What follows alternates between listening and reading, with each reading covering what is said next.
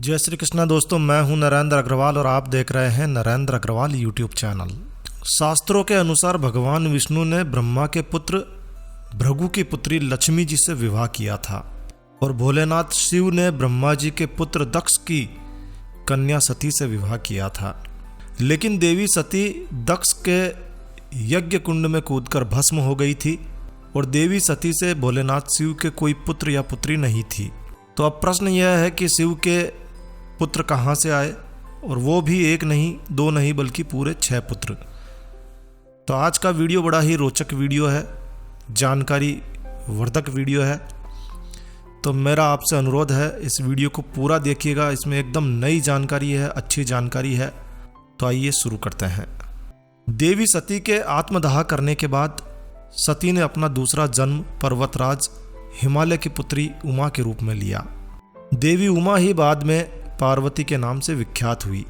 तो देवों के देव महादेव भोलेनाथ शिव और पार्वती का विवाह हुआ और फिर शिव जी का गृहस्थ जीवन शुरू हुआ। उनके जीवन में अनेक प्रकार की घटनाएं घटित हुई। माता पार्वती के साथ रहते हुए शिव जी के कई पुत्र हुए, लेकिन हम आपको यहाँ उनके प्रमुख 6 पुत्रों के बारे में ही जानकारी दे रहे हैं। तो शिव जी का पहला पुत्र गणेश। पुराणों में गणेश जी की उत्पत्ति की 2 विरोधाभासी कथाएं मिलती है। शास्त्रों के अनुसार भाद्रपद शुक्ल चतुर्थी को मध्याह्न के समय गणेश जी का जन्म हुआ था। गणेश जी के जन्म से 2 कथाएं जुड़ी है। पहली कथा है, इस कथा के अनुसार शनि की दृष्टि पड़ने से शिशु गणेश का सिर जलकर भस्म हो गया। इस पर दुखी पार्वती जी ने ब्रह्मा जी से कहा कि जिसका सिर सबसे पहले मिले उसे गणेश के सिर पर लगा दो। पहला सिर हाथी के बच्चे का ही मिला और इस प्रकार गणेश गजानन बन गए। दूसरी कथा के अनुसार गणेश जी को द्वार पर बैठाकर पार्वती जी स्नान करने लगी। इतने में शिव जी आए, पार्वती के भवन में प्रवेश करने लगे तो गणेश जी ने उन्हें रोका। क्रोधित शिव ने उनका सिर काट दिया। इन गणेश जी की उत्पत्ति पार्वती जी ने चंदन के मिश्रण से की थी। जब पार्वती जी ने देखा कि उनके बेटे का सिर काट दिया गया है तो काफ़ी क्रोधित हो गई। उनके क्रोध को शांत करने के लिए भगवान शिव ने एक हाथी के बच्चे का सिर गणेश जी के सिर पर लगा दिया और फिर से वो जी उठा। गणेश जी का दूसरा पुत्र है कार्तिकेय। शिव के दूसरे पुत्र कार्तिकेय को सुब्रमण्यम, मुरुगन के नाम से और स्कंद के नाम से भी जाना जाता है। उनके जन्म की कथा भी बड़ी विचित्र है। भारत में कार्तिकेय जी की पूजा मुख्यतः दक्षिण भारत में ज़्यादा होती है। अरब में भी कार्तिकेय जी की पूजा होती है। अरब में यजीदी जाति के लोग उन्हें पूजते हैं। ये उनके प्रमुख देवता हैं।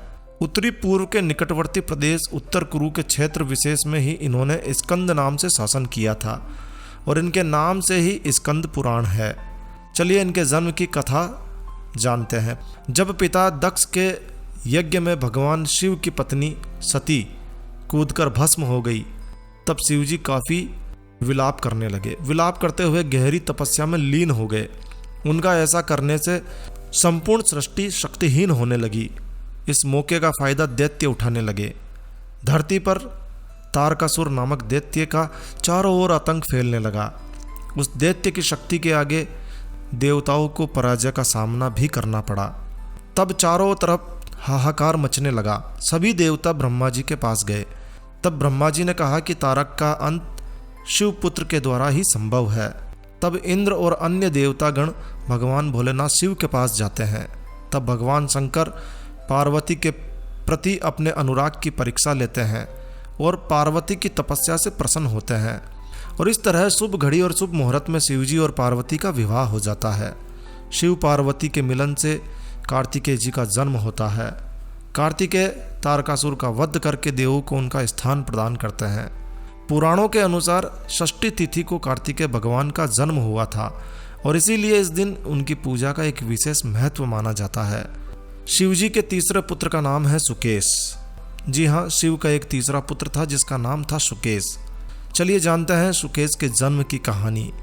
राक्षसों का प्रतिनिधित्व 2 दैत्यों को सौंपा गया, हैती और प्रहती। ये दोनों भाई थे। ये दोनों भी दैत्यों के प्रतिनिधि मधु और केटब के समान ही बलशाली और पराक्रमी थे। साथ ही साथ प्रहती धर्मात्मा थे। तो हैती को राजपाट और राजनीति में ज़्यादा रुचि थी। राक्षस राज हैती ने अपने साम्राज्य के विस्तार के लिए काल की पुत्री भया से विवाह किया। भया से उनके विद्युत्केश नामक एक पुत्र का जन्म हुआ। विद्युत्केश का विवाह संध्या की पुत्री साल कंकटा से हुआ। माना जाता है कि साल कंकटा व्यभिचारिणी थी और इस कारण जब उसके पुत्र का जन्म हुआ तो वो उसे लवारिस छोड़कर चल दी। लेकिन विद्युत्केश को यह मालूम नहीं था कि ये उनका ही पुत्र है और ऐसी स्थिति में उसने भी उस बालक की कोई परवाह नहीं की। शास्त्रों के अनुसार, पुराणों के अनुसार भगवान शिव और माँ पार्वती की उस अनाहत बालक पर नजर पड़ी और उन्होंने उसको सुरक्षा प्रदान की। इसका नाम उन्होंने सुकेश रखा। सुकेश ने गंधर्व कन्या देववती से विवाह किया। देववती से सुकेश के 3 पुत्र हुए, माल्यवान, सुमाली और माली। इन तीनों के कारण राक्षस जाति को विस्तार और प्रसिद्धि प्राप्त हुई। तो यूँ समझिए कि सुकेश शिवजी का गोद लिया हुआ पुत्र था। शिवजी का चौथा पुत्र जलंधर। शिवजी का एक चौथा पुत्र था जिसका नाम था जलंधर। जलंधर शिव का यही पुत्र शिव का सबसे बड़ा दुश्मन बना। श्रीमद् देवी भागवत पुराण के अनुसार जलंधर असुर शिव का अंश था, लेकिन उसे इस बात का पता नहीं था। जलंधर बहुत ही शक्तिशाली असुर था। इंद्र को पराजित कर जलंधर तीनों लोकों का स्वामी बन बैठा। स्वयं काल यानी कि यमराज भी उससे डरते थे। श्रीमद् देवी भागवत पुराण के अनुसार एक बार भगवान शिव ने अपना तेज समुद्र में फेंक दिया और भगवान शिव के इस तेज से जलंधर की उत्पत्ति हुई। माना जाता है कि जलंधर में अपार शक्ति थी।